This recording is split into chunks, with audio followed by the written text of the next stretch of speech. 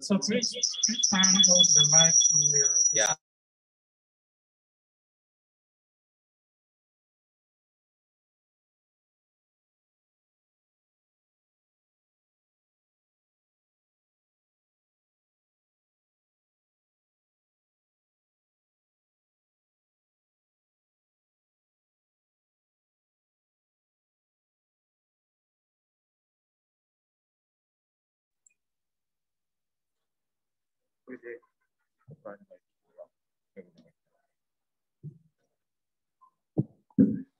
Testing, testing.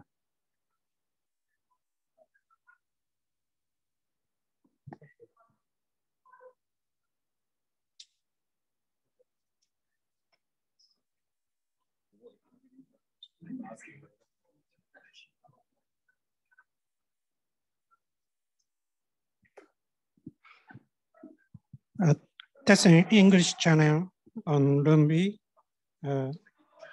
Is there anyone? Translators.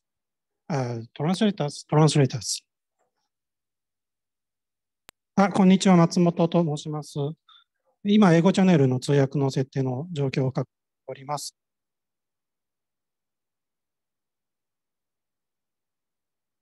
ありがとうございます。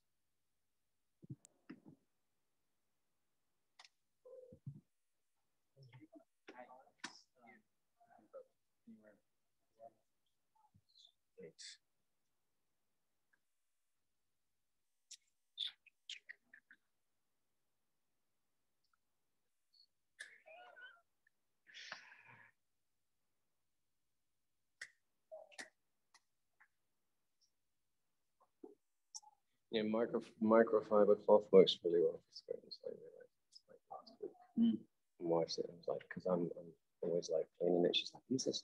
Yeah, I cleaned it once, but it needs a second over, I think. No, I was just telling you, microfiber ones, you get it from the car shop, right? From the auto pack.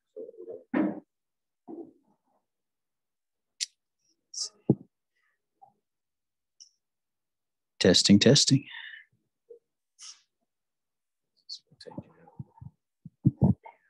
Okay.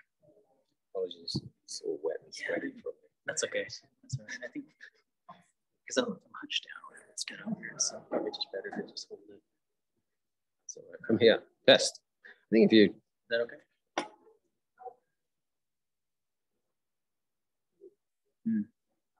But I'll control my slides. Okay. Yeah. I know you're helpful, but. Yeah. So, except for the transition. How do we not step on each other here? Is this we good here? You're gonna kind of own that domain. Is that what I'm? Yeah, I think when I'm going off stage, I'll just. Okay. I'll write, yeah, when it's talking. You don't have to. It's up to you. As long as we don't trip over each other's feet. Okay. Okay.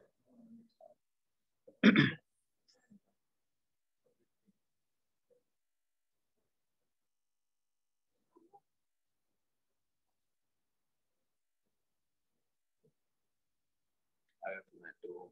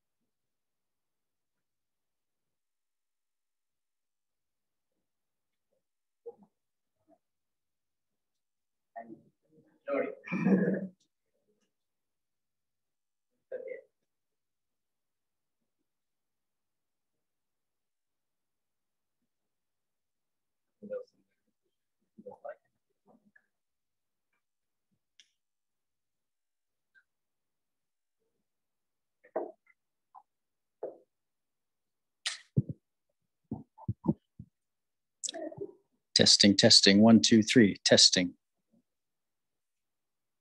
Sound.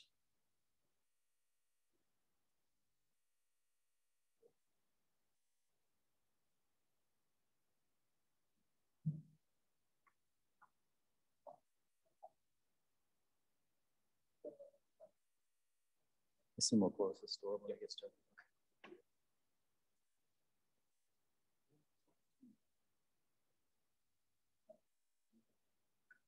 So does this look kind of like the folks we drew on the whiteboard at all?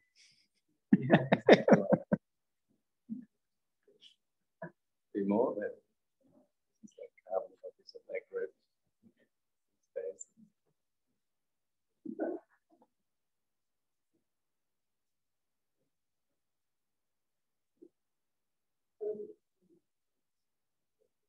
I feel like that this right here, though, it's actually helpful. Because I don't have to do this and go back. That always throws me off. I start looking back and I look like, what was I doing?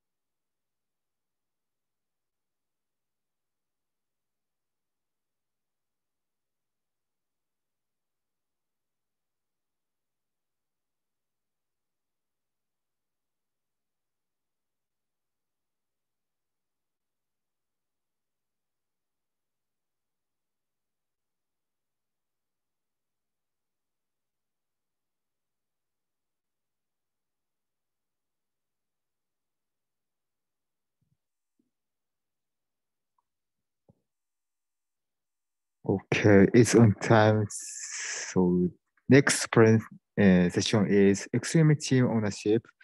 So Mr. Omar and Mr. Nicholas, please give your presentation.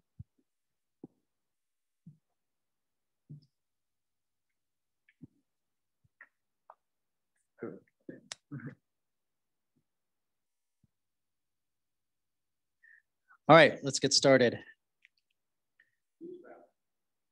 Thank you everyone for joining. So we're gonna speak really slowly for our translators. Extreme ownership. What comes to mind when you hear those words? Maybe an extreme sport like skydiving or bungee jumping? Well, in this session, we're not gonna ask anyone to jump out of a plane. Instead, we're going to introduce a mindset inspired by US Navy SEALs that can help agile teams to achieve their goals. My name is Omar Galeano. I'm a quality engineer at Slalom, where I'm a consultant. I'm an electrical engineer who became a software engineer. And I've worked with Japan and US clients.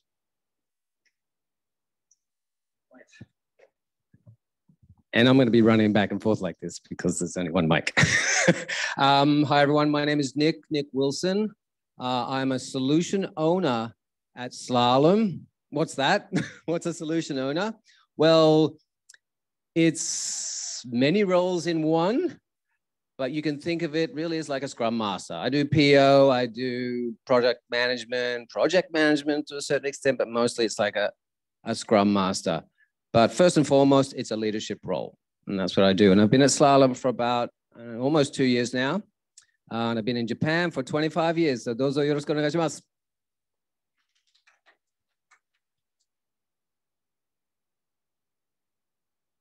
Now, before we begin, I just want to talk a little bit about Slalom. Slalom is a modern consulting firm focused on strategy, technology, and business transformation. We've worked with many of the largest global brands. And one of the things that makes us unique is the way we work closely with our clients to not only solve problems, but to transform the way they do business using the latest technologies and processes. And now I'll hand off to Nick to describe today's topic. Thanks, Omar. So what are the key takeaways for today? There's 3 key takeaways today. And these are written as questions because I'm hoping that you can all answer these 3 questions by the end of this session. Question 1, why is it important to take ownership? Question 2, what are the principles of extreme team ownership? There will be an exam after this. Question 3, how can you take ownership right now? So what does the agenda for today look like? So these are the topics we're going to cover, and we're going to do sort of a tandem tag team sort of process here. So initially, we're going to talk about the team and its mission. Then we're going to talk about why it is important to believe in your mission. Just after that, we'll talk about doing what it takes in order to succeed. And then what do you do when you fail? So owning those failures. At the end, there will be plenty of time to, I don't know, do your emails, but perhaps Q&A. So please reserve any questions for the end and we'll be sure to address them at that time. Thank you. And to kick things off, we're going to explore what it means to take ownership and lead in terms of team and its mission. Thank you, Omar. All right. So these 2 gentlemen that we see here are retired US Navy SEALs, and they've written a best-selling book called Extreme Ownership. Now, the Navy SEALs are known for having a rigorous training program. And this quote embodies their mindset. They say, leaders must own everything in their world. There is no one else to blame. Now, you might be wondering, what does it mean to take ownership in this context? Here, ownership means the responsibility that an individual takes to ensure the team's success. Now, I think we all know what a team is, right? A team is a group of individuals working together to achieve some common outcome, whether it's a soccer team trying to win the World Cup, or a medical team saving someone's life.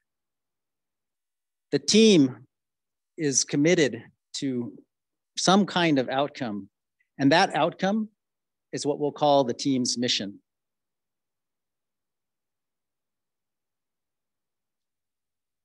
Now, when it comes to leading the team, our authors tell us that leadership is not just about one person leading the team. It's a group of leaders working together.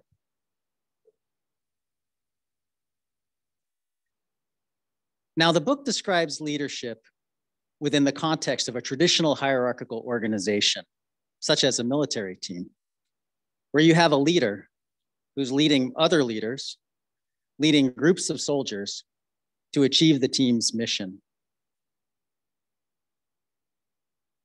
But agile teams have missions too. But the teams are cross-functional, and everyone doesn't necessarily report to one another. But no matter what someone's title or position is in the company, everyone is the leader because everyone has the ability to influence each other. John Maxwell once wrote, "Leadership is influence. Nothing more, nothing less. So everyone has the ability to influence each other and the mission. Now, some leaders are more senior, and it's the senior leader's responsibility to ensure that everyone on the team knows their role and understands the mission. Now, missions can exist in many forms. For example, they could be written as part of an overall team charter, or it could just be a simple sprint goal. They can be high level, such as we want our customers to have a great experience choosing an insurance plan online. Or they can be granular, like in Sprint 5, we want to build a high-performing product listing page. But whatever the mission is, the important thing is that the team knows the mission and owns it. So to recap, everyone on a team is a leader, regardless of their title or role in the company. It's a senior leader's job to help everyone on the team understand their role, and everyone on the team should know the mission and own it. Now, before someone can own the mission, they first have to believe in the mission. So I'll hand off to Nick to talk about the power of belief. And I'm just going to scoot over here so I can drive for a moment. Go down there. All right. Okay. Right. So it's really important to believe. What is belief? Yeah. If you don't believe in the mission, how can you convince others to embrace it and believe it also?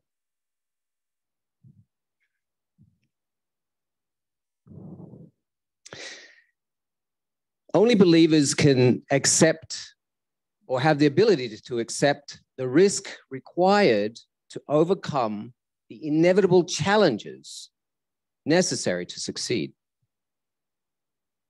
Now, there will always be some people who question or doubt the amount of risk involved in a particular build, a particular project, and ask, is it really worth it? It is up to us as leaders to convince them to believe. Now, how do we do that? Now, in order to believe, it's really important to understand why. Why are we doing this? Why are we here? Why do we exist? Why are we building this piece of software? And I don't know why that's there. And perhaps equally as important is to be able to take the time to explain to others why, such that they can believe too.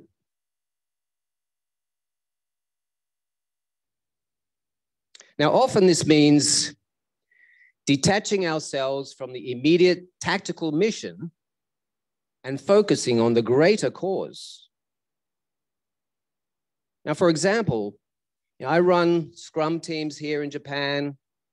I run Scrum teams in Silicon Valley. I run Scrum teams that span both of those locations.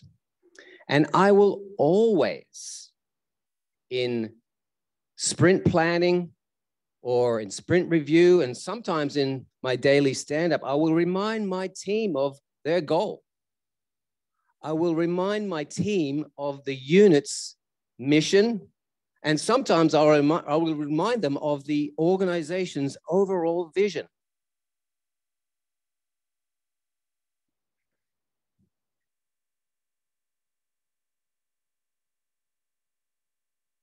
Now, I want to tell you about a great believer.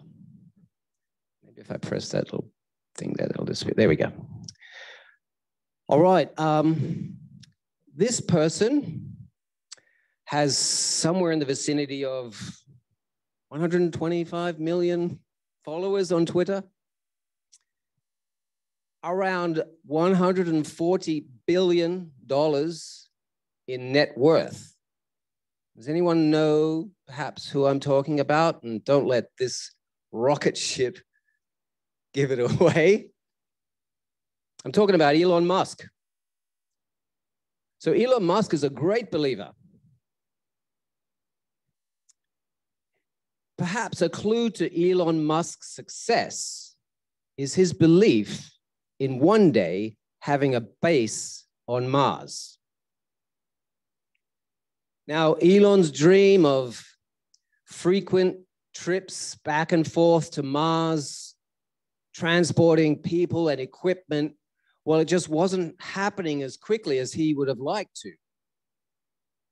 And as Elon tried to convince the US Space Agency, NASA, to be more ambitious, he realized one thing: space technology is pretty darn expensive.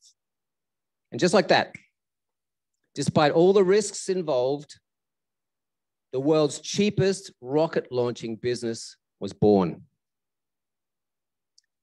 Now, the important point here is the genesis of SpaceX, which is the company he made, SpaceX, this is one of their rockets. The genesis of SpaceX was not about making money. It was never about making money. But the belief that one day we would have the ability to go to Mars. So it's all about belief. Now, belief often manifests itself with selfless action. And to explore that topic a little bit more, I'm going to hand it over to my colleague, Omar. Oh, wait a second. Recap.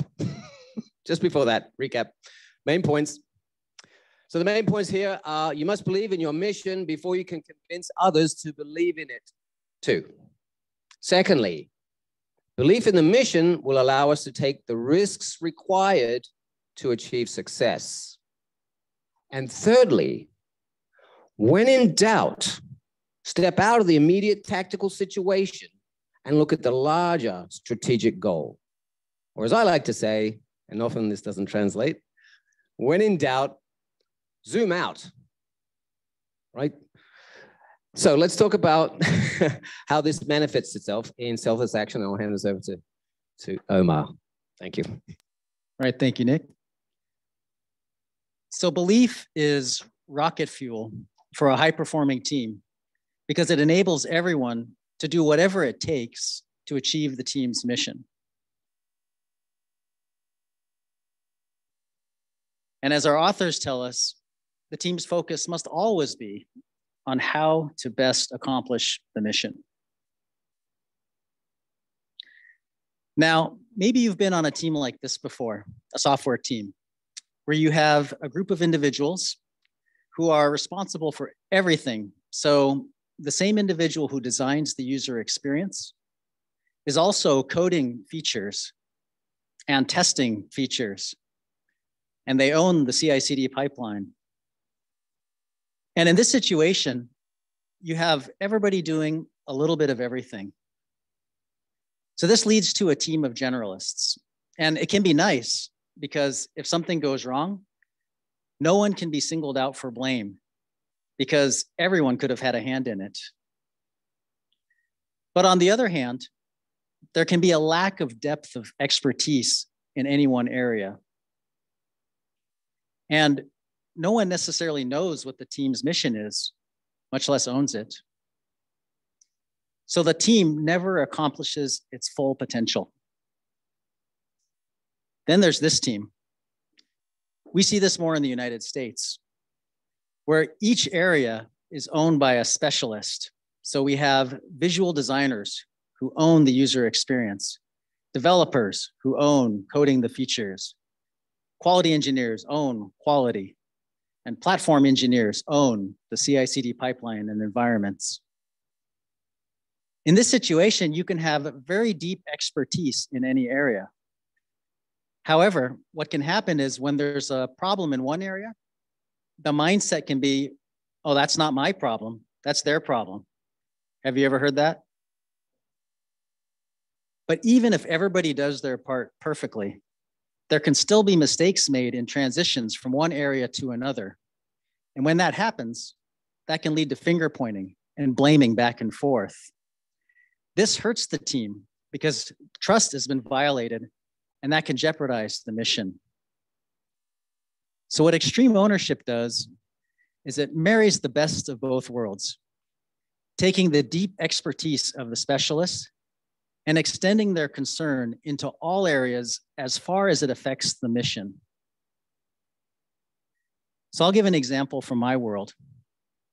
I'm a quality engineer. My job is to define and execute the quality strategy for our team. And I'm also doing software testing to find defects. And I'm writing code for automated tests. But also, I'm reviewing the visual designs to ensure that they're complete. I'm reviewing story acceptance criteria to ensure that they're testable, helping developers with code reviews and unit testing, and working with our platform engineers to add automated tests to our CI/CD pipeline. But no matter how big of a team I have, I still have to worry a little bit because quality engineers don't always have the domain expertise required to catch every kind of bug. Fortunately, my team is bought into our mission, and part of our mission is to deliver quality software. So we have designers, developers, platform engineers, all doing testing to find defects. We have developers writing automated tests and platform engineers adding automated tests to the pipeline. So I don't have to worry about not finding every kind of bug because I know my team is watching and they've got my back.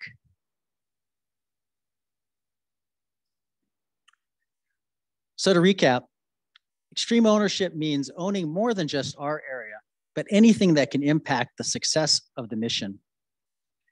And this can help reduce stress because even if we miss something or we make a mistake, we know our team is looking out for us and ready to help. And blaming others hurts the team because members might be less willing to support each other in the future and jeopardize the mission. So on the topic of blame, I'll hand it back to Nick and he'll talk about how a team owns its failures. Thanks, Omar. I'll try not to skip over any slides this time.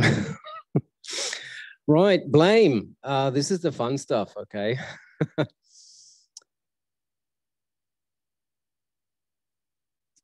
So, blame. What does it mean? Well, you better get that. It's probably from your stockbroker. Mistakes happen. Information is constantly changing.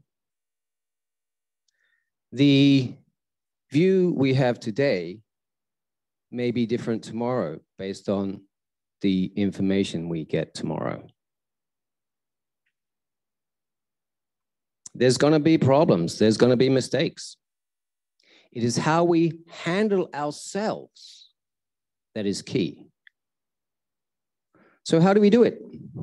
How do we accept this situation with the prevalence of mistakes? Well, there are a few tools out there. There are a few methods and practices, but I want to tell you about one particular method that you can use today. Ring a bell? It's called the extreme team equation, extreme ownership equation, I should say. And it looks like this. Extreme ownership equals 100% responsibility plus 0% blame. What does this mean? Well, what it means is if you are blaming any more than 0% of the time, then you are not in an extreme ownership mindset. So how about we all check in? Who has blamed someone or something today? Who's at, there we go. Who's at like 10% blame today? 20%? 30? 50%? 100%? Or are you on the other end of the scale and at 0%? That means you're taking 100% responsibility for your actions and for the actions of your team. Who's at 100%? Nice. I tell you what, if you're at 100%, then you are up there with the most high-performing leaders on the planet. Good luck, everyone, at getting to 100% like that gentleman down there. 100% every moment of every single day. Just today. Okay, we can qualify it. I like it. This is the start, right?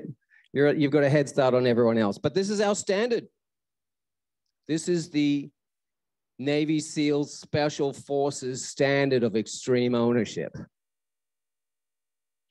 Now, I want to talk about a little story. And don't go to sleep. This is the good stuff. Going back to the roots of extreme ownership. Has anyone heard of Hell Week? So the US Navy SEALs Special Forces have a training program. And during that training program, there's a period called Hell Week. Hell. Jigoku Ishukan. なんて言えばいいかわかんない. Now, it's kind of a elimination program where they weed out all the low-performing SEALs with the high-performing SEALs remaining.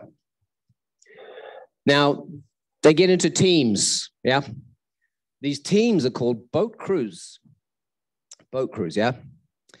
They've got these World War II era boats, and they've got to carry these things on top of their heads. And they've got to run for miles and miles up and down these 5-meter sand dunes. They got to paddle out into the ocean. They got to jump out of the boat, flip the boat over like 2-3 times, jump back in the boat, and then paddle back to shore. And they've got to do all of this while beating every other team. Now, if you don't beat the other teams, well, you get to do some bonus hard stuff.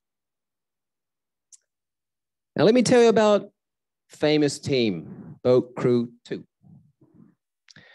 Now, Boat Crew 2, they've got a strong leader. Yeah. Every member on the boat crew are taking responsibility. They are compensating for each other's weaknesses.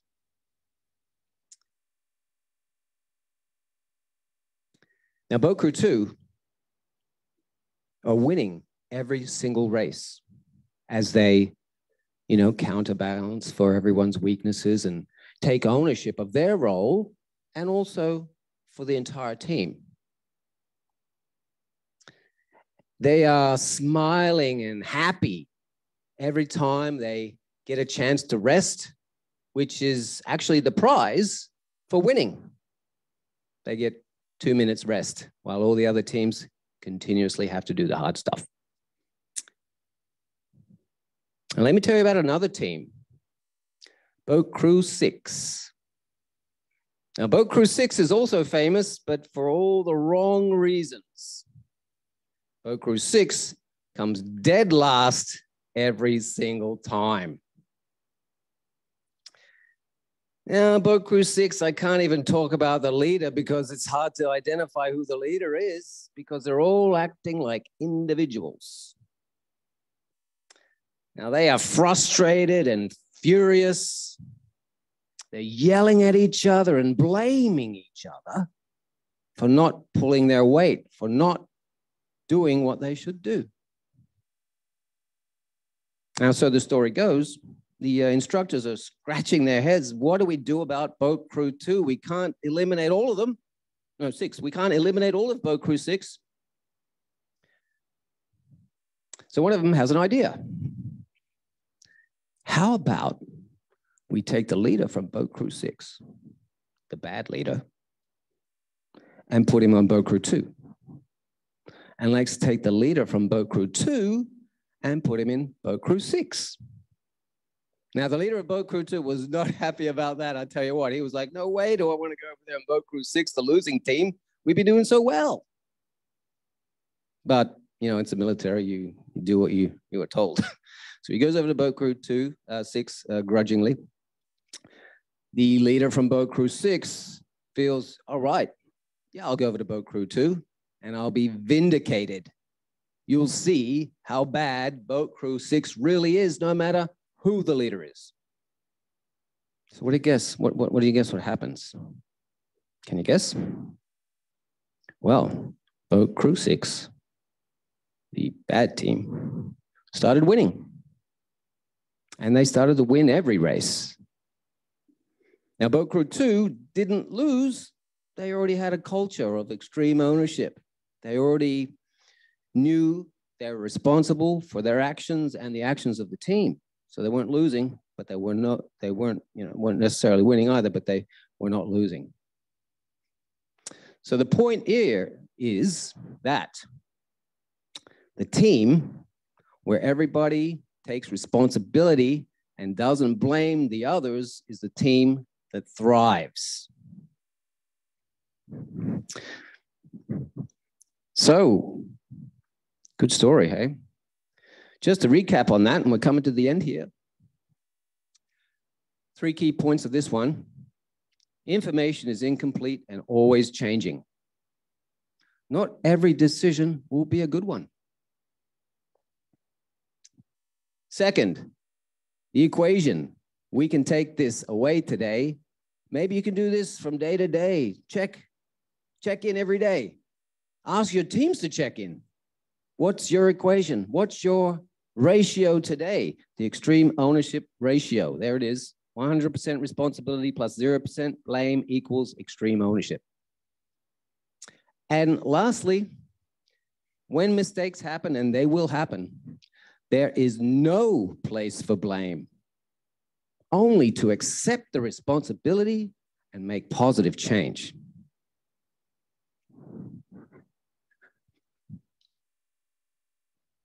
So for final thoughts, remember there's an exam. Just kidding. Final thoughts. Firstly, everyone is a leader. Everyone is a leader. These are nice and short, snappy final thoughts so we can hopefully remember them. Secondly, believe in the mission. And thirdly, own everything. This last one, people are probably thinking, no, how can I own everything? How can I step on my leader's shoes and take his job? Well, it's not like that. If you're in a bus and the bus driver is falling asleep, what are you going to do? You're not going to, hey, I'm going to drive now. No, you're going to go and wake him up. Be responsible, right? That's what it's all about. It's simple to take blame and accept responsibility, but it's not easy. It's not easy to take that mindset shift, okay? And that brings us to the end of our seminar. Any questions? This is Japan, so there's always loads of questions. Yes, great. Yeah. Well, thank you so much for your presentation. My question is, how are you gonna make your team members to have that kind of ownership? Because in terms of like sports, I think the mission is quite simple, become the #1 in the nation or world, or the medical situation, you need to save the life of the person. But in the area of our business, mission is not that simple. And then I believe the solution would be one, making the mission simple, and maybe you need to tell how close you are to the mission. Or is there some other solution to make your staff member to take the responsibility? Great question. Great question. And that's right. Keeping things simple is really important. And I prepared. I prepared for this question. So there's a few things we can do, right? How can you take ownership right now? There's lots of things we can do. Proactive listening, right? Ask questions early. Volunteer for new assignments. It's not clear cut. Taking ownership requires a change in the way we act.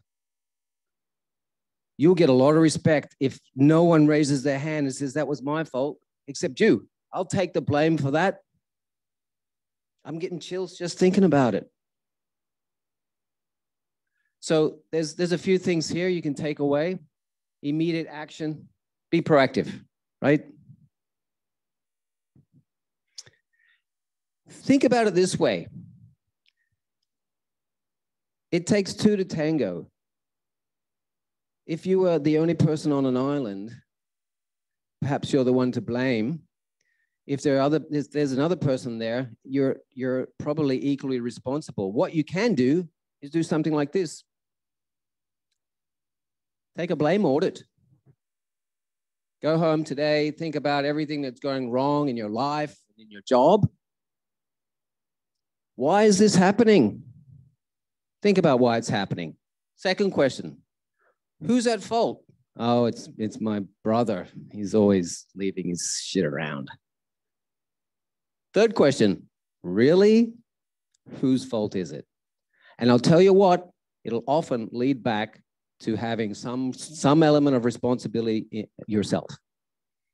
All right, so blame order is a good one, but those other questions, really good. And the extreme ownership formula, fantastic. Okay? Just accept responsibility. Easy as that. And I'll piggyback a little bit. I think Nick has given us some very practical examples of how an individual can take ownership. But also, if you're one of those senior leaders on the team and you're thinking about, okay, how do I help others to take ownership? In addition to maybe encouraging some practicals like this, sometimes it's just as simple as helping the team to know what the mission is. Sometimes we just don't think about it. We just get going on like software teams developing features and let's go on to the end of the sprint.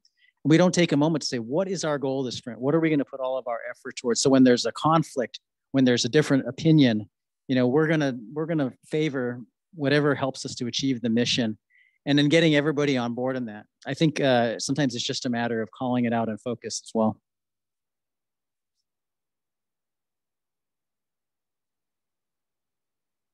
Any other questions? If you are online, please speak with your microphone on. あと、日本語で質問してもいいです。翻訳家の方が翻訳。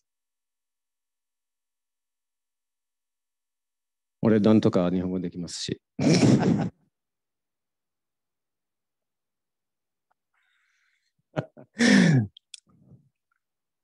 あと、オンラインの方も。そうですね。オンラインの方でも、あとはいつでもいいですよ。私たちの E メールアドレスはここに書いております。そう。あとは募集中です。If you want to work for a fantastic company and serve some other fantastic companies, then please give us a message. We're hiring. Thank you, everybody. Thank you. Thank you for the presentation, Omar and Nicholas.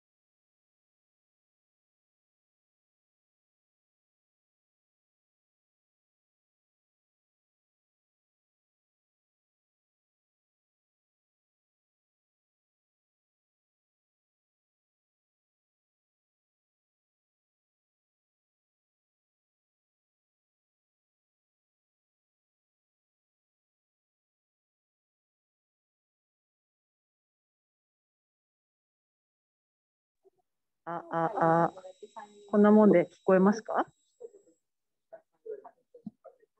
こんなぐらいの声で大丈夫ですか？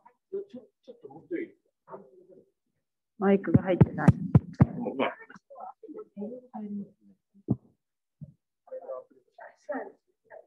これでいいかな。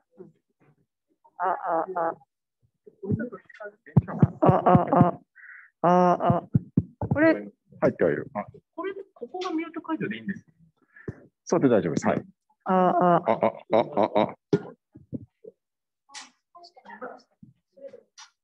聞こえますだって。いただいて、画面共有していただく形になって、ここに見えれば。これ発表者ツールをするとどうなると。入ってますね。なんか、はい、このマスクとの相性が悪い。登壇マスク取って話していただいて大丈夫です。はい。ズームで画面共有するときに、パワーポイントを指定していただくと、それかな？はい。これを試してちょっとやってみてください。共有していただいて、で、プレイ。そっか、そっか、こっちってミラーリングになっちゃうのは、登壇者ツールはこっち見せつつ、向こうにはプレゼンモードにする場合って。HDMI でなんかアウトしないとそうなっちゃう。そうか。ズームの画面共有だとそれできない感じです。できないです。ズームがして Mac というか。登壇者ツールは結構肝な。なるほど。なんかありますけど、コネクタ。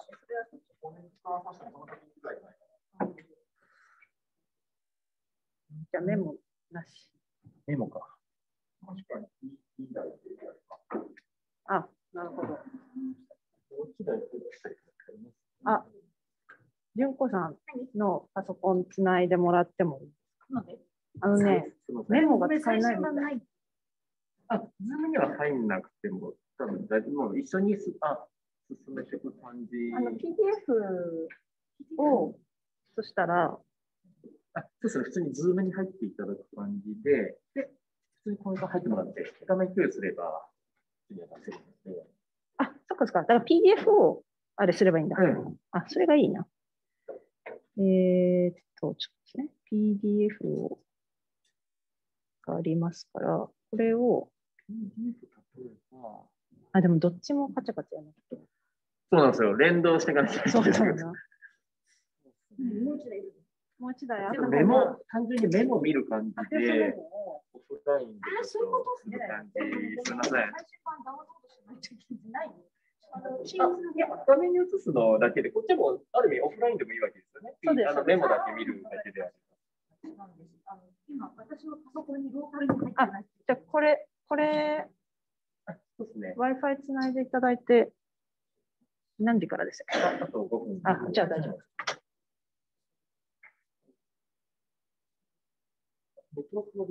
はい。品川さんの方で。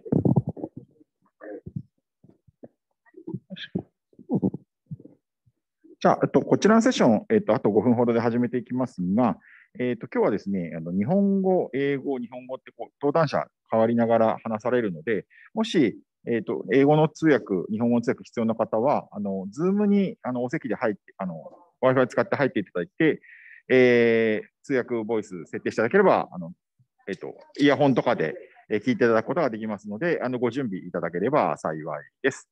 多分このルームだけの Wi-Fi になっていると、多分Wi-Fi は十分あるかなと思うので、ご対応いただければ助かります。So in this session, the speakers will switch each language. The first speaker speak in Japanese. Second speaker speak in English. The third speaker will speak in Japanese. So if you need to listen the simultaneous translation, please log in. Please use the Zoom to listen the translation of the voice. So if you need the Japanese, the English translation, please check. Please join the Zoom by in your own devices. Thank you.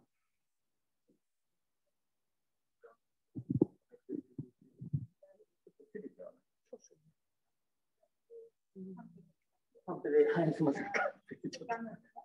人的同期する感じになっちゃうけど。これを、でも、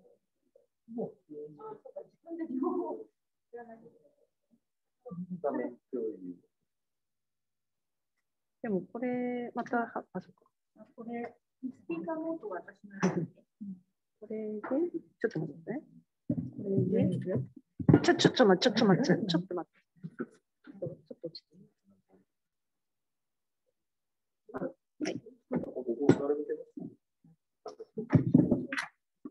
これでもう画面の方が進めていくので、ちょっとこれをカンペにして、はい。はい。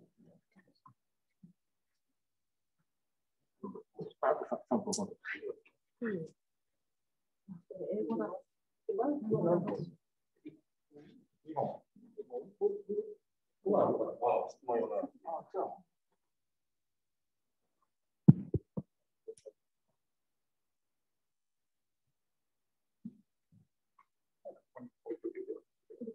なんか、始めますぐらいで。しようかな。喋りたいです。やっぱ時間になったら、よくなったぐらい。特になくてもよければ、いきなり始めていただく。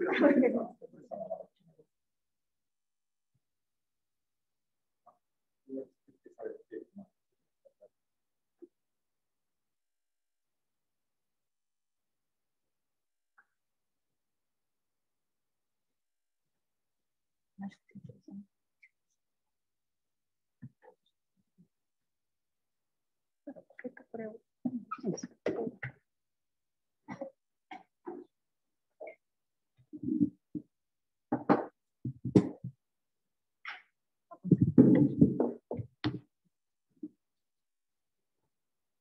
マイクを押してくれます。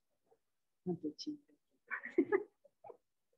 これが発表側、ズームに映ってる側で、こっちがローカルで自分たちの。一緒に連動してやってくれる。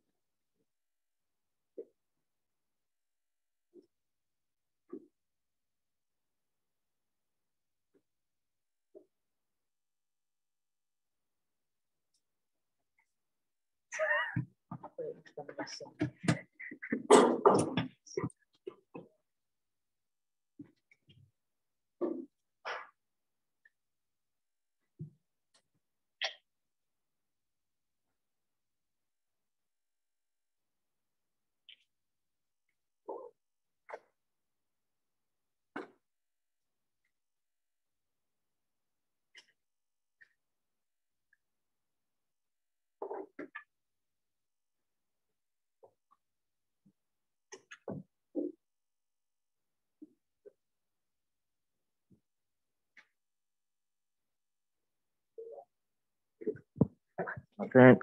はい、では、すみません、お待たせしました。じゃあ、時間になりましたので、はい、4時15分から、知花さん、木村さん、改めて、はい。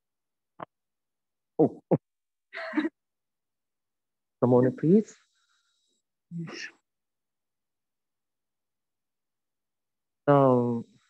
This is the our main audio. はい、ではすみません。よろしくお願いします。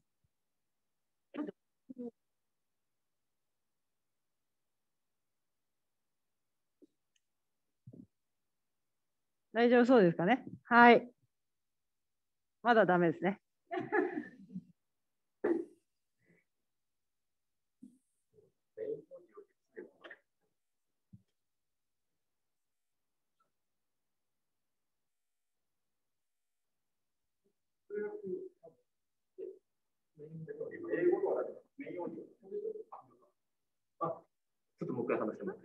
はい、皆さん、こんにちは。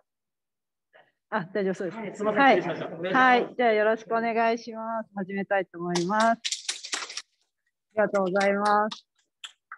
はい、リーダーの新常識、80人のアメリカ女性のリーダー大調査、今のリーダーのペルソナと女性社員 40% を実現し続ける組織の20年の改善ということで、発表させていただきます。よろしくお願いします。じゃあ、まず私たちの自己紹介させてください。私は千葉の里香と申します。スラロームという会社でアジャイルコーチをしています。同じくスラロームの荒竹と申します。人事と採用の方を担当させていただいております。よろしくお願いします。はい、私もスラロームの木村と申します。私はテクノロジーコンサルティングを担当しております。よろしくお願いいたします。はい、ということで、スラロームという会社の名前自体をほとんど日本では聞いたことない方がだと思うので、ちょっと私たちの会社自体を紹介させてください。私たちはデジタル変革に特化したコンサルティングファームで、戦略の構築支援から実施支援まで一貫して行ってますと。で、戦略だけ描くとか、開発だけ請け負うとか、そういうところは多いかと思うんですが、私たちの特徴としては、どっちも一気通貫で行っておりまして、北米で立ち上がって、シアトル本社にあるんですけども、日本自体は去年、一昨年になったんですね、2021年からローンチします。3月に正式ローンチをしております。で、ビジョンなんですけれども、一人一人が自分の人生と仕事を好きになる機会を持てるという、ビジョンを掲げています。ということで、働きがいということで、一人一人の人生ですね、私たち一人一人の働き手の人生、ほとんどの時間をやっぱり仕事と一緒に過ごしているわけですから、そういったところを働くことを通じて、そういった時間を最高のものにするということに、本気で取り組んでいる会社です。で、その結果、数あるアワードもここにあるんですけれども、特にダイバーシティに対しては力を入れていて、1万3000人ぐらいグローバルでは社員がいるんですけど、40% を女性が超えているって皆さん聞いたことあります？私、今まで日本でずっと働いてきて、人生で初めて海外の企業で働くっていうことを今チャレンジをしてるんですけど、こんな会社初めてです。で、それが今回の調査のきっかけにもなっています。で、そんな私たちが今日、リーダーになることに迷いがある女性であったりとか、支援している組織のマネージャーの方とか、みんなそういった方々に伝えたいことっていうのがこちらになります。To leader is exciting ということで、一緒にリーダーやるしかないと。で、さらなる先へ進もうと。あなたのリーダーシップが明日を作るよっていうことを伝えたくて、私たちは今日ここにいます。じゃあですね、実際にどんな調査をしたのかっていうバックグラウンドをご紹介したいかなと思います。もともと私もそのスラロームがローンチした割とすぐ後に入社をしていまして、驚いたんですけど、なんでこれを調査しようと思ったのかっていうのは、もともと私自身がなんか働いてる中でも周りに女性は多いし、活躍している女性は多いんだけれど、リーダーになるってなると途端に数が少なくなりますよと。で、またそれがなかなかそういった状況っていうのは、やっぱり国際女性デーとか、そういったタイミングで思い出されたようにニュースになるのを自分が客観的に見ていて、なんかその OECD の中でも最低レベルっていうのは、その結果っていうのは長いこと維持してますと。で、それがなかなかその状況変わんないなって思いながら、自分がこの会社を知ったときに、なんか女性ばっかりだな。これなんで、何がその女性を引きつけるのかっていうところが純粋に気になった。で、もう少し正直ベースな話をすると、私はその女性のなんていうのリーダーとして熱意を持っているものの、で実際にそのウーマンアジャイルジャパンとかいろんなものを立ち上げたりとかしてチャレンジはしてるんです。でも最初はそのリーダー自体が自分とはなんか程遠い存在で、自分なんて価値ないと思ってたんです。本当に10年間ぐらい。で、リーダーなんて程遠いし、自分なんてなれるわけないって思ってました。で、やっても満たされることのないゴールのもとで、なんかその長く苦しんできた経験があって、で、日本のその女性のリーダーが少ないっていうことに、課題感を感じつつも、じゃあ自分はどうなの？自分はリーダーになりたいと思って、どうしたら自分にイエスと言えるのか、どうしたら自分をもっと動かすことができるのかっていうところに、正直に言うと、そういったところがちょっと思いがあるんですね。で、たまたまそのマイコ出会ったんですね。1年ぐらい前に出会ったんですが、彼女が言ったのは、ハッピーとヘルプ。ヘルプにハッピーなんてつけるの？あなたのそのキャリアをもっと輝かせできる、私には自信があるって言うんです。で、そのに対してもハッピーだと。なんか助けることでハッピー。で、じゃあ実際に入りましたって言ったら、まず1日目に、そのオーストラリア人の男性が、PC のセットアップとかサポートしてくれるんですけど、その時にごめん、日本語わかんないんだけど、なんか、できることあったら何でも言ってね、would love to help って言うんですよ。ラブ。ヘルプにラブがつくの。で、ちょっと違和感、ざわざわする。で、日本語でそんな話聞いたことない。で、もうちょっと会社のそのスラロームで過ごしていると、次、バイスプレジデントみたいな人から、弊社とか、なんか私にできることない？私、あなたのドアになりたいの。I want to be your door とか言うんですよ。何それみたいな。日本で聞いたことないぞ、その言葉。で、なんかみんなあったかくて生き生きしててポジティブで、なんか支援するっていうことに前のめりなんですよね。で、これは何だろうな、なんか私のイメージと違うと。で、なんかこういう人たちの生態系をもう少し知ってみたいなって思ったんですね。で、日本人とアメリカって違うじゃんって言ったらもうそれで終わりで、誰からでも学ぶことはできるし、なんかこれを知ったら私たちのなんか社会にもなんか活かせることがあるんじゃないかなと思ったのが、これの本当のきっかけです。で、私がその調査をするときに2つ仮説を立てました。で、2つある中の1つが何が女性をリーダーとして突き動かすのかっていうことです。で、2つ目は女性が活躍したいと思える環境をどういうふうに作っているのかっていうことです。その女性自身の生態系の話と、その環境の話ですね。で、実際これも80人の結果、返信、サーベイを取ったときに、回答してくれました。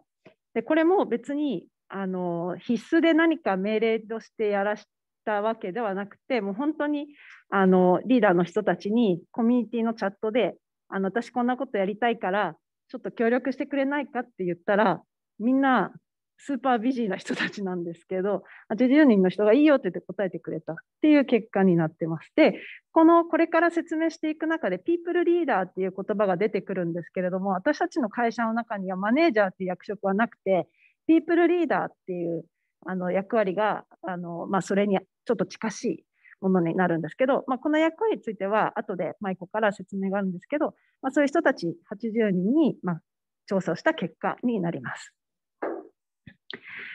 で、そこで出たインサイトを今日はご紹介します。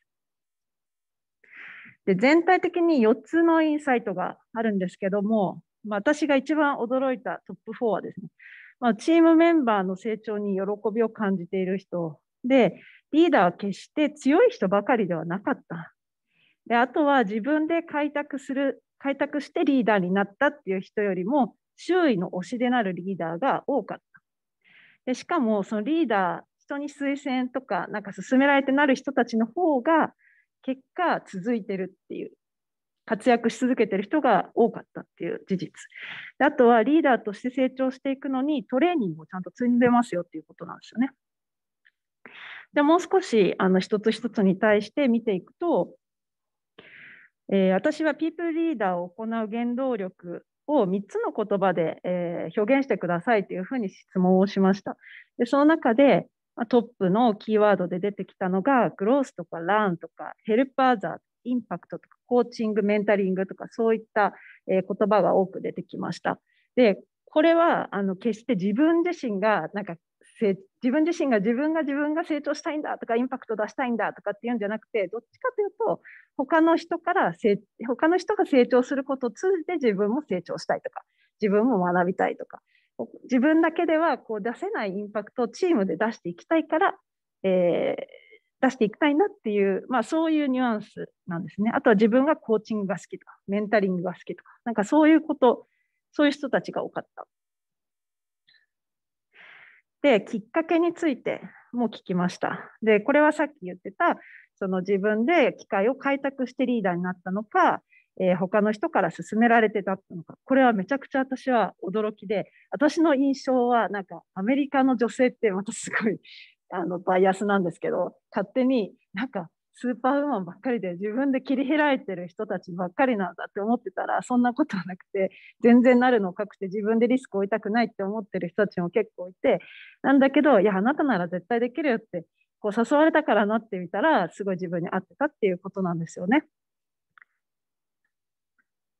はい。で、さらになんですけど、その人たちの方が、長く活躍してたっていう結果なんですね。で、これは、推薦されたってなったリーダーになった人の数とリーダーの経験年数の長さに相関があったっていう結果なんですが、結局その自分で開拓して何かっていうよりかはきっかけは人からなんだけど、その後長くこうリーダーシップを取ってきたよっていう人たちが結局5年以上活躍しているっていう人たちが多かったっていうことなんですね。なので機会の提供っていうのはめちゃくちゃ女性がリーダーになるにとってはすごく大事なことだったということなんです。で、4つ目なんですけど、最後ですね。で、リーダーはもはや神のスーパーパワーではない。トレーニングによってリーダー自身も成長するっていうことで、最後のインサイトになるんですけれども、もともとそのリーダーの素質が最初から完璧にあったわけじゃなくて、数々のトレーニングとか能力開発によってリーダーとしての素養を身につけているっていうことなんですね。で、有効なフィードバックとかトレーニングとかコミュニティとか、そういったのが特に内容として出てきましたと。で、私がスラムに入って一番驚いたのは、私たちチームスを使ってるんですけど、ものすごいたくさんコミュニティがあれ100個ぐらいあります。すごい100個か200個か分かんないですけど、とにかくいっぱいあります。でそこで何か困ったら、どんな偉いとか偉くないとか関係なく、みんな資料を簡単に共有したりとか、どっかの誰かが必ずなんか返信があって、常になんか助け合ってなんかやってるので、なんか一人じゃないっていう状態が常に保たれてるって感じなんですよね。なので、リーダーも完璧じゃなくっても、そのコミュニティによって自情でやってるっていうようなイメージですね。じゃあ私はここまででいろんな、そんな感じのリーダーなんだって分かりましたと。じゃああなたリーダーになりますかって、まだなれない。なんかまだ自分の中でって思ってるとこがあって、ドアノックして何人かの女性に話しかけたんです。で、私まだ別にリーダーなんかなれる気がしないと。で、だってじゃあどうやって人の成長って管理するのさって聞いたら、いや、とか、問いが違う。これはダラスのなんか女性が言ってたんですけど、How to manage growth of people じゃなくて、How to fulfill でメンバーのポテンシャルをどういうふうに活かせるのかとか、私は彼らにどうやってサポートできるのかっていう考え方なんだよとか、あとは、でもさ、自分の稼ぎだって稼ぐの大変なのに、他の人の分までどうやって稼げばいいのかとか違う。そうじゃなくて、How can we help customers? どうやってそのことに向かってお客さんがどういうふうに機械課題を見つけるのを助けることができるのか。なんか問いが全然違うんですよ。私はこの2つの話を聞いたときにすごく腹落ちして、別に自分だけが背負うとか自分ばっかりが頑張るっていうのはしなくていいんだ。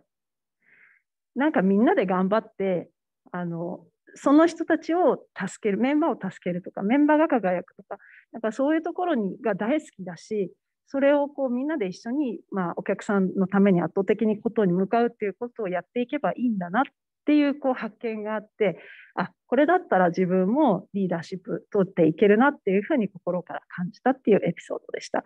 じゃあ、リーダーのなんとなくやっぱり皆さんの中でも今聞いてて、なんとなくのイメージできたと思うんですけど、じゃあ実際組織としてそういった環境をどういうふうに作っているのかっていうところをマイコから少しご紹介させていただきます。Okay, so I'm going to switch to English. So if anyone wants to listen to the translation, please switch to Zoom and they will be able to do a dual translation for us.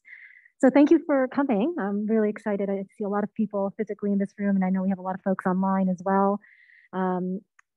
Just a show of hands, just based on this topic, how many of you in the room have either been a people leader, manager before, or are currently in a people leader or manager role? Just a show of hands. Great, thank you. You have very important jobs, but it's a very difficult job as well. right? It doesn't come naturally. It takes a lot of work. It also takes a lot of commitment, right? And what is your motivation to be a people leader? I think that's very important. So I would like to share a little bit about how we try to empower our people leaders at Slalom to reach their full potential as well. So our biggest vision that we have for people leaders and for our team members in general at Slalom is we put people first. So what does that mean? We are looking at what is going to fulfill your work and life every day when you come to Slalom. So we have different programs in place, such as inclusion, diversity, and equity programs that allow people to really bring their true selves to work, be confident and comfortable in whoever you represent or you identify. And we have communities to help support. And what that leads to is engaging in the most valuable asset, which is our people.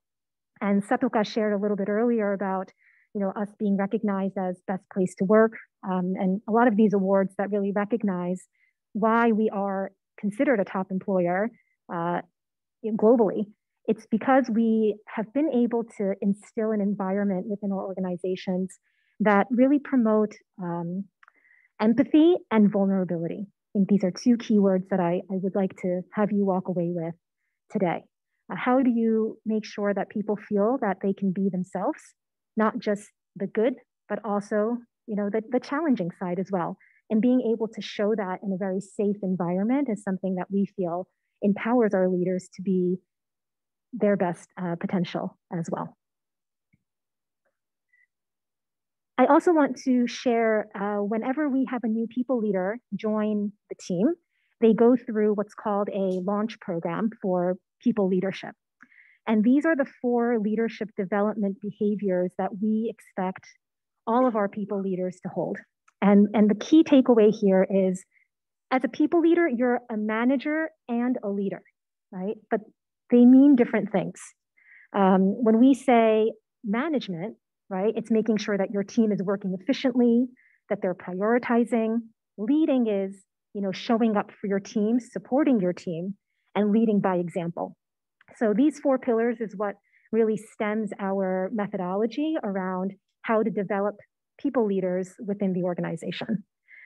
And in specific to women, we have seen that over the course of the trainings that we've conducted, that women are drawn to people leaders at Slalom because over the years, we have shown that you can be vulnerable, you can be yourself. And at the end of the day, we celebrate leadership that listens to others and that we are motivated by influencing careers of the next generation. So for you all who are in people leader roles or have been in the past, you are actually growing the next generation of leaders for your organization.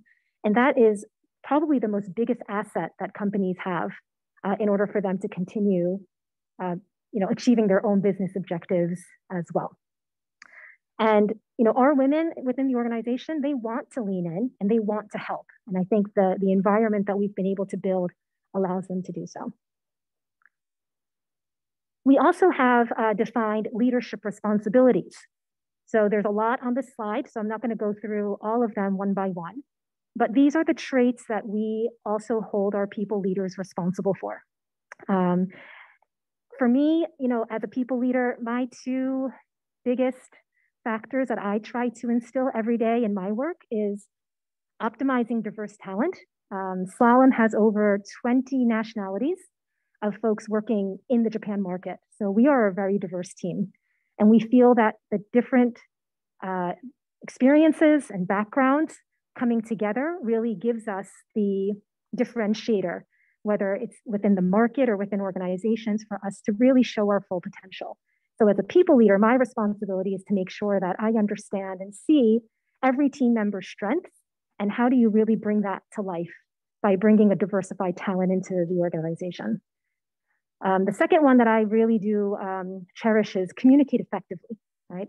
Being transparent in your communication, making sure that there's alignment on what your objectives are and what your goals are so that there is no miscommunication or misunderstanding of where you're headed and what you're supposed to be doing within the team. So, we don't expect everybody to do these perfectly, but it's important to define them and to share them with the company so that you can identify with 2 or 3 core characteristics that you feel you resonate with the most. I'm sure you have all seen a slide like this before. Maybe it's from your HR team, from your talent management team, on methodologies of what makes a good people leader. This is a start, defining what a good people leader means to get everybody aligned, but this is definitely not enough. And at Slalom, we are still on this journey as well. We have 40% representation within leadership roles globally. In Japan, we're probably less than 10%. So there's a lot of work that we still need to do to get into that global standard that we expect every slalom market and office to be. But I do want to share a really good example of how do you bring a lot of these methodologies to life and some key things that you can do tomorrow within your organizations to really help the conversation going around how do you empower women to be in more leadership roles. One example of that is called sponsorship. So sponsorship is where you identify somebody within the organization that is going to intentionally create or identify opportunities for you to be able to grow and develop your career. It is different than a mentor or a coach, right? So I know there's a lot of mentorship programs, coaching programs in a lot of Japanese organizations. Mentoring is, you are seeking guidance or advice, which is important, right? But in order for you to really be able to identify opportunities to grow into leadership, having a sponsor within the organization that is going to be on the lookout for you, right? Be able to create opportunities that are going to allow you to challenge yourself and then demonstrate potential. This has been very successful within the Slalom organization. So we have a program globally in place that we've launched that will allow folks to be identified to a sponsor and then work with them on trying to identify how they can grow their careers in the direction that they want to. And not everybody wants to be a people leader, and that's okay, right? Some folks like to be on a specialized track. They like to be on individual tracks, and that is totally okay. Some people go into people leadership and they go back to individual contributor roles, but we all lead in whatever capacity or position that we're in. And this is what we're trying to do through the sponsorship program. So I would really encourage, if you have the opportunity to talk to your people leader, your manager, maybe your HR person within your organization on, what are different ways that you can connect women to others so that they can get more exposure to opportunities that they wouldn't see otherwise, and try to design their careers together and find ways to optimize their skill set and experience. At Slalom, we have a lot of men who are sponsors. And I see a lot of men in this room today, and I'm so glad to see that, because we need men to be on this journey with us for women to be successful. Men and their endorsement are going to be one of the key factors for us to strive to that equality and consistency and opportunity that we want to provide everybody, regardless of any diversity characteristic. So if you have an opportunity to even present something like this, a program to your organizations, I would love to share what we've done and the learnings and experiences that we've taken away from doing this now for a few years, and hopefully be able to collaborate with you as well on how to make it even more successful in Japan. The other example that I want to share is this is a template that we use with what's called WLN, which is the Women's Leadership Network. So each country has a Women's Leadership Network committee.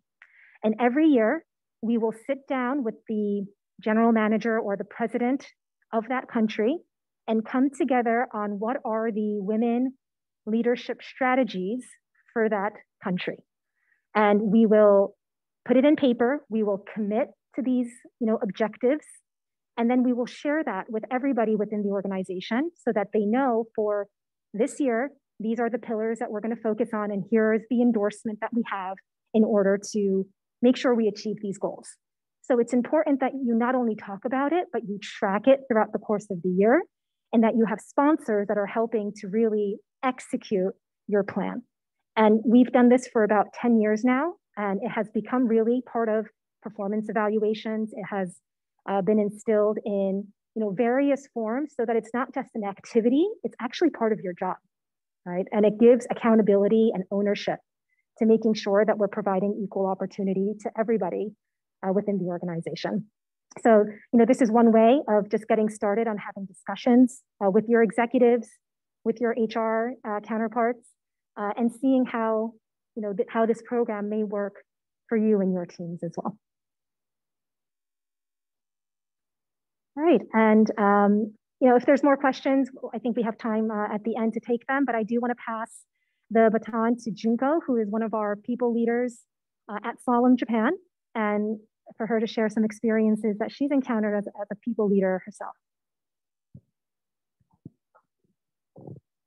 はい、じゃあですね、今までのお話を聞いても、そうかそうかって、でもやっぱりまだなんかしっくりこないなっていう方もいらっしゃるかと思うので、私自身の、リーダーになるまでのちょっといろんな浮き沈みがある自分自身の経験から、今日は3つほどターニングポイントになった気づきというか経験をご紹介したいなと思っています。ちょっと今見えてますか？はい。ですね、今はですね、私はスラロームでダイレクターとして、今ちょうど今年から新しいチームを立ち上げるっていうリードしていくとね、すごいもうやりたいことがあって、たくさんあってワクワクしていて、さあ今からみんなでやりましょうっていうふうにワクワクしてるんですけど、ただ自分自身全然もともとリーダーになりたいですとか、管理職とかも全然そんなつもりもないし、そういう気持ち全くなかった方で、さっき最初にあったような、どちらかというと周りから押されて、やりませんかって言われてやって、なんとかかんとか少しずつやってきて、そのうちにだんだんリーダーとかの面白さが分かってきて、こんな楽しいことなんだっていうふうになって変わってきた方なので、きっとなんかそういうふうに同じようなポテンシャルというか、せっかくの機会をなんか逃しちゃいそうな方もいるんじゃないかと思って、何か私の経験からヒントになればなと思っています。で、私は新卒以来外資系の IT 企業で、もうキャリア30年くらいになるんですけれども、もともとエンジニアとして開発製造とかをやっていたんですが、ちょっとずつチームリードをやっていき、それからデリバリー部長っていう形で、部下も十数名ですとか、あとだんだんちょっとずつ大きな組織も任されるようになっていったんですが、それも全然なんかやったこれで部長だなんて、そういうのよりもなんでそんなの全然やりたくなかったのに私ですかみたいな、そんな感じで腰引けながらもやってきた方なので、ちょっとその中からそれでも何かのきっかけでマインドセットが変わっていったことがあるので、ちょっと3つほどその経験をご紹介したいと思います。で、まず1つ目なんですけれども、ですね、まずは私が少しずつ自分としてエンジニアとして独力で仕事ができるようになってきてから、小さなチームリードとかを任されるようになっていった中で、なんかある時もう結構になんか重要な注目を浴びたプロジェクト、しかも優秀な花形のメンバーが揃っている、なんか結構脚光を浴びたプロジェクトを私がリードをすることになったんですね。でもその時本当にちょっとってなんでこの人たちの中で私なので、かつその頃の自分っていうのはエンジニアとして少しずつ、10年目とかに差し掛かって、ちょっとずつ小さいチームリードはしていたんですが、もう周りの先輩が優秀、かつ後輩もみんなとても優秀で、そんな中でなんかやっぱりリーダーになる人とかエンジニアとして一流になっていくマネージャーリーダーっていう人は、もう何もかも誰よりもできて、頭も良くて仕事もできて、もう人間的にも素晴らしくて、誰よりも優秀ですごい人じゃないとダメだみたいのがあったので、その周りの人たちはみんなそういう素敵な人ばっかりなので、自分全然ダメじゃんって、もしかしてもうこの仕事全然向いてないのかなって、やっぱりなんかもうこの道はこれ以上続けるの無理なのかなって、すごい自信を喪失していた時期だったんですね。で、そんな時にその生え抜き揃いのメンバーをリードするってなって、結構になんか荷が重くて、あれ、こんな中で私が何ができるっていうんだろうっていうのがものすごいありました。で、それでもいろいろやり始めていくと、確かにそのメンバーの方たちはもう飛び抜けて優秀な方々なんで、技術的な中身とか、その仕事の中身のテクニカルなところとかはもう何の問題もなくいろいろアイデアも出てくるし、進め方もバンバン出てくるんですけど、やっぱりみんななんか思いがエンジニアとしての思いとかこだわりが強すぎて、そこでなんか意見が衝突したりっていうのがあったり、あと、お客様の意向と少しずれていったり、あとなんなら社内でも営業と技術者の間って必ずそういうちょっとした確率的なのってありますよね。で、そんな中で何かしらちょっといろいろ順調に進んでるはずなのにもやっとうまくいかなくて、変ななんか衝突とかいろいろなコンフリクトがある中で、私が結構そういうところを技術的な中身よりもそのコミュニケーションだとか、ちょっといろんな人から話聞きながらうまく軌道修正したり、もうなだめすかしながら方向性を決めていったり、営業との間に入ってちょっとなんかコミュニケーションの橋渡しっていうところがなんか別に自分で意識していたわけじゃないんですけど、そういうことをなんかおのずとやらなきゃいけなくなった機会があって、で、結果的になんか私がそういうふうにみんなが働きやすく、みんながうまく動けるようにっていうことを意識して、そこに徹底した動きをしたことですごいプロジェクトが最終的にものすごい成功して、非常にお客様からも高い評価をいただけたんですね。で、自分はその時はなんか無我夢中でやってたんですけど、後で考えると、そっかって、別にリーダーって誰よりも優秀で俺についてこいって私の言う通りにやれば大丈夫っていうのがリーダーなんじゃなくて、チームがうまくいくように、みんなが活躍できるように、誰しもが気持ちよくみんなが腹落ちして進められるように、いろんな調整事をしたり後押ししたりサポートするっていう、そういうリーダーでもいいのかなって。で、結果的にうまくいったなら別にそれでいいじゃんっていうふうに思って、その時になんかこういうのなら私でもやれるかもしれないって、もうそういう技術的にもっと優秀な人がいても、ここになんか私のニーズというか私の居場所があるかもしれないって少し思って、じゃあやれるかもなって思い始めたのがすごい一つのきっかけでした。で、これがなんか後になって後からいろんなリーダーシップのトレーニングを受けたりだとか、いろんな勉強をしていく中で、オーセンティックリーダーシップという自分らしさを生かしたリーダー、古いステレオタイプのリーダーじゃないリーダースタイルであるとか、あと自分っていうリーダーっていうよりは、みんなをサポートして、みんなの成長を助ける、みんなが楽しく気持ちよく働けるようにするって、サーバントリーダーシップっていうスタイルがあるっていう、これは後に後でそういう、なんていうか、メソドロジーみたいな形で分かったんですけど、その時なんとなくその実践の中でこういったリーダーのスタイルを自分として感じたので、これは一つなんかやれるのかなっていうふうに思いました。なので一つやっぱりリーダーに対するなんかステレオタイプって皆さんあると思うんですよね。やっぱりできる人じゃなきゃダメだって。でもリーダーシップのスタイルって100人いたら100通りで、みんながそれぞれの自分らしさを生かした強みを生かしたリーダーになればいいと思っていて、そこになんかやっぱり多様性も含めた価値が、バリューが生まれるんじゃないかなというのが、はい、私からのまず一つ目の自分自身の経験からのメッセージになります。で、次、二つ目ですね。二つ目は、リーダーになることっていうの意識なんですけど、先ほども言ったように、私自身は別にっていうか、エンジニアとして仕事を始めたときは、とにかく自分としてこの分野を一つ一流になれるようなエンジニアになりたいっていう、そこしか思ってなかったので、キャリアの中でリーダーだとか、さっき、ピープルリードとマネージャーって話もありましたけど、そういう管理職的なものも全然視野になかったんですね。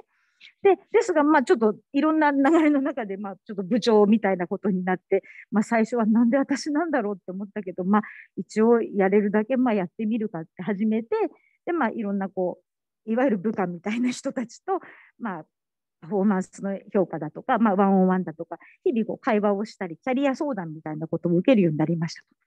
で、そこですごい新たな発見でびっくりしたことが、その自分の、いわゆる部下の人たちですね。で、主に男性で、男性とは限らないと思うんですが、みんなが、いや、そろそろちょっと自分もマネージャーになりたいんですけど、木村さんどうしたらいいですかねとか、ちょっとそろそろ昇進したいんですとか、もっと自分の評価を上げるにはあと何が足りないんですかみたいなことをやっぱり言う人が結構たくさんで、その時は主にもともとちょっとエンジニア系なんで男性が多かったので、その男性の、メンバーがそういうことを、上司の私に聞いてくるんですね。私かなりこれびっくりしまして、っていうのは自分自身がそんな発想をしたことなかったし、今まで自分が上司に私も管理職になりたいんですがとか、もっと評価上げたいですとかって思ったこともないし、言ったこともなかったんですね。だからみんなこんなこと考えてるんだって、人のそういうワンワンとかの中身聞いたことなかったんで、自分がそういう部長になった時に初めて、そうか、みんな日々こんなことも考えてて、そういう話もするんだっていう発見がちょっとすごいカルチャーショックがありまして、でかつその相談してくるメンバーもなんか特にね、なんかこう野心家であるとか上昇志向が強いとか、もういかにも優秀で上に行こうとしてるとかいう人たちではなくて、もう本当になんか言ったらなんですけど、別に平均的にそんな突出した人たちでもない普通のメンバーがみんなやっぱり自分のキャリアのステップとして、特に男性社員の方々がそういうことを考えてるっていうことに、で私自身それを聞いた時にも全然不快な感じとか、何言ってんのこの人身の程知らずみたいなことではなくて、そうか、なんかキャリアの中でこういうことって別に特別に選ばれた人たちだけのためのものではなくて、なんかリーダーになるとかマネージャーになるとか、そういったことって誰しもに開かれたキャリアの中の一つのステップというか、当たり前に考えていいんだっていうふうに逆に気づかされたんですね。でそれからなんかちょっとその自分の部長っていうポジションになんか変な圧を感じてたり、気負いもあったりしたんですけど、いやこれ別になんか特別なことじゃなくて、別になんか普通当たり前の一つの一業務なんだなって、だからその業務をこなせばいいだけで、何かそこに重苦しいものがあるわけじゃないんだなっていうのが気づきでした。ですので、なんかやっぱり特になんかリーダーとか管理職になることが選び抜かれたもう特別な人だけのもので、それ頼まれたらいやいや私なんてっていうのじゃなくて、誰にとってもオープンなもので、みんなにとってある機会なものなんだよっていうのを学びましたということ、そういうふうに考えてもらうとちょっと楽になるんじゃないかなと思ってはい、これを紹介しました。そして最後3つ目なんですけれど、そんな中でちょっとなんとなく部長としてちょっとずつ頑張りつつあったんですけど、さっき言った私はなんか自分らしさを大切にしようみたいなところがあったんで、なんかあんまりいかにもリーダーですとか上司ですみたいなのはやっぱり自分も嫌だったしできないので、なんかずっと謙虚さのつもりで、例えば会議があったりすると今まで通りなんか後ろの方に座ったり端っちょに座ったり、みんなで例えばなんか連名で名前書くときは自分の名前最後に書いたりとか、なんかそれは謙虚さのつもりで続けていったんですね、そういう振る舞いをビヘイビアとして。ですがちょっとある日私の部下なんだけど、かなりちょっと年も上で滑腹も良くて、いかにも2人でいたらそちらの方が上司ですっていうようなメンバーと2人でちょっとミーティングルームで話していたときに、たまたまそちらの男性の方が上座に座ることになったんですね。でそれがなぜかっていうと、私の方がいつもの調子で下座の方に座って、ちょっと上座下座の議論は置いといて、そんなのちょっと無意味だからナンセンスなんですけど、ちょっと事実としてそういうふうに私が下座に座ったんで、その方が上座に座っちゃいました。そしたらやっぱりそれを見かけていたちょっと女性のマネージャーの方が後から木村さんちょっとあれどういうこと、あの人なんか偉そうに反対側に座って、やっぱり女性リーダーっていうのに対して、敏感になってたと思うので、その方はちょっとおかしいんじゃないのって、なんか女だと思ってバカにしてんじゃないのみたいなことを言われて、なんか私から言おうかみたいな風に言われたんです。で、すみません、違うんですって。それは私が先にこっち座っちゃったから結果的にそうなったんで、あの方がそういうことじゃありませんみたいな。で、その時に、これはちょっと本当に一つのたまたまの例なんですけど、やっぱりいくら謙虚さのつもりで自分は自分らしくって言っても、やっぱりリーダーとかマネージャーにふさわしい振る舞いとかそれらしいなんていうかロールを演じるっていうことはやっぱり必要なんだなと。でそれは偉そうにするとかっていうことじゃなくて、やっぱりまず自分がちゃんとその責任者であるっていうアカウンタビリティとか責任感の表れだったり、私はここにちゃんといるよってちゃんと話も聞いてるし、私がやるんだよっていうやっぱ意思表示として必要だし、それをちゃんとビジビリティのある形で見せていかないと、いくら私は私らしさで謙虚でいればいいんですって言っても、やっぱりそれは自分じゃなくて周りの方に迷惑がかかったり、周りの方に不利益が生じちゃう。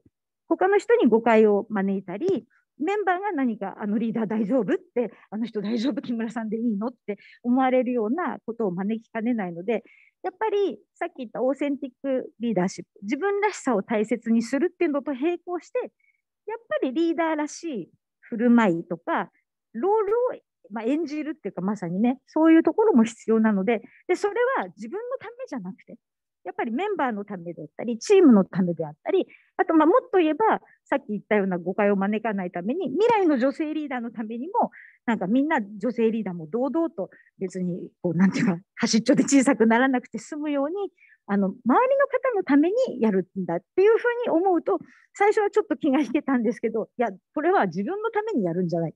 周りの人たちのためにやるんだっていうふうに思うと、それがやりやすくなったっていうことがあるので、なんかそういうふうにちょっと意識を変えれば、別に部長だってそっくり返って偉そうに私がリーダーだって言ってることではなくて、それはあくまでもロールとして役割を果たしているっていう考え方をしてもらえればいいのかなというふうに思っています。はい。で最後のチャートになりますけれども、私からのメッセージは、Believe yourself, believe your leaders, and believe your people ということで、自分自身も信じて、あなたの上司も、あなたのリーダーも信じて、あなたのチームメンバー、部下たち、チームの人たちを信じてくださいっていうのが最後のメッセージです。で、もしなんかそういうオファーがあったときには、決してノーとは言わないで、まずは自分を信じて、まずはやってみてくださいねっていうところ。それから、ちょっと戻ってもらっていいですか。すいません。はい。で、あと、そういうオファーがあるからには、必ずこの人ならできる、あなたなら大丈夫って上の人が見て思ってくれてるので、その人の信頼もちゃんと自分で自信を持って信じてください。で、最後やっぱり一番大事なのは、周りのメンバーも信じてくださいよ。誰しもね、完璧なリーダーなんか最初からいないですし、ポジションが人を作るし、一人では絶対に何もできない。どんな偉いリーダーで、どんな優秀な人も一人では何もできないので、あなたのチームメンバーも信じて、何かどんどん相談もすればいいし、頼ればいいし、そういうことがやっぱ周りはみんな助けてくれるので、一人で背負わなくていいよっていうところがメッセージになります。で、なんか私自身、そういうふうに統括部長とかやっていたときに、やっぱりちょっと頑張りすぎちゃって、なんかいろいろ自分がやらなきゃって思ってたら、逆にですね、なんかメンバーに、木村さん、もっと自分たちにも仕事振ってくださいよとか、もっと自分たちにも相談してくださいよって言われたことがあって、そっかって、やっぱり周りもそんな風に思ってくれてるんだって思って、なんか自分一人で頑張りすぎてやんなきゃいけないって思って、周りの方が逆にそれで迷惑かけてたんだなっていう風な気づきもあったので、なんか本当素直にみんなに助けてもらって、弱みも見せてっていう風な、それでそんなリーダーで私はいいと思ってますし、でそういう風に考えていくと、私自身がどんどんリーダーが楽しくなっていったので、なんかそういう風に気負わずにリーダーを楽しんでもらえればなと思って、ちょっと経験をご紹介させていただきました。はい。じゃあちょっと最後に、はい。ありがとうございます。ここまでが私たちの、経験であったりとか、サーベイを通じた、インサイトなんですけど、もう一回だけ言わせてください。To be a leader is exciting ということで、一緒にリーダーやりましょうと。で、さらなる先へ進もうと。あなたのリーダーシップが明日を作るんだよっていうことをもう一回言わせてくださいと言ったことでした。で、何回かいろんなタイミングで皆さんにお知らせしてるんですけれども、ウマンアジャイル東京カンファレンス2023ということで、来月、行いますので、これはキーノートスピーカーお一人、瀬原美子さんいらっしゃっていただいた、あとはオープンスペーステクノロジーって、ファシリテーションの方法なんですけど、議題を自分たちで作っていく。で、喋りたいなって思った人と喋っていくって、かなりフリースタイルです。でも、めちゃくちゃ楽しいし、こうしなきゃいけないっていうことがないので、気楽に来ていただいて、自分の内なる気持ちとか、なんかモヤモヤしていること、身近なことで構いませんので、なんか一歩外に出てみるっていうことをまずは一緒にやりませんか。で、うまいアジャイルは1年前に立ち上げたばっかりなんですけども、ゴールは結構目線高く、自分たちがやりたいって思いが高くて、女性のアジャイルリーダーを100人作りたいんです。なので、ぜひ一緒にそうなりませんか。で、その一歩をぜひ来月から始めませんかっていうことをお伝えしたいです。で、もう一つ、組織の方に関しては、私たちいつでもオープンです。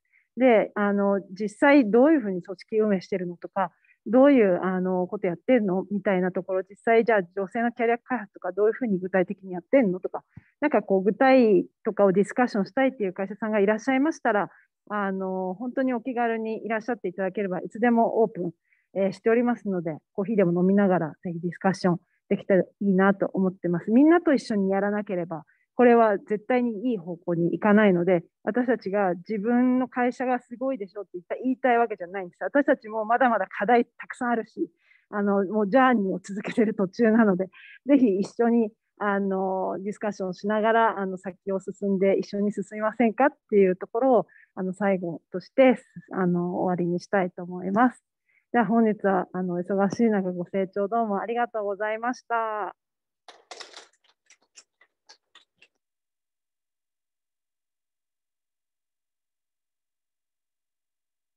そうですね、開始少し遅れてしまったので、もし質問程度何か質問とかありましたら受け付けますが、いかがでしょうか。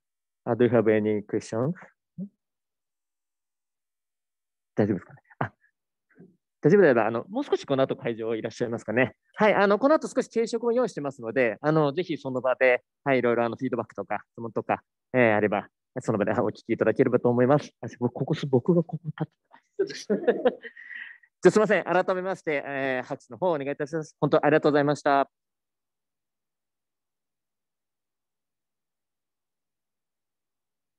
じゃすみません。ちょっと少しだけ業務連絡させていただきますと、1階の方にちょっと軽食の方を用意しておりますので、この外とかにサンドイッチとかありますので、よかったらそちらの方を、食べていただければと思います。で、大体6時半ぐらいまではここ開放してますので、ぜひちょっと交流を楽しんでいただければと思います。あと、もし明日もいらしていただける方いましたら、ちょっと明日の会場は、少し遅れて9時半からというところとなっております。で、ちょっとやっぱどうしてもこのネックストラップというところが一つ忘れないように、お越しください。はい、私の方からの共有としては以上となります。はい、じゃあどうもありがとうございました。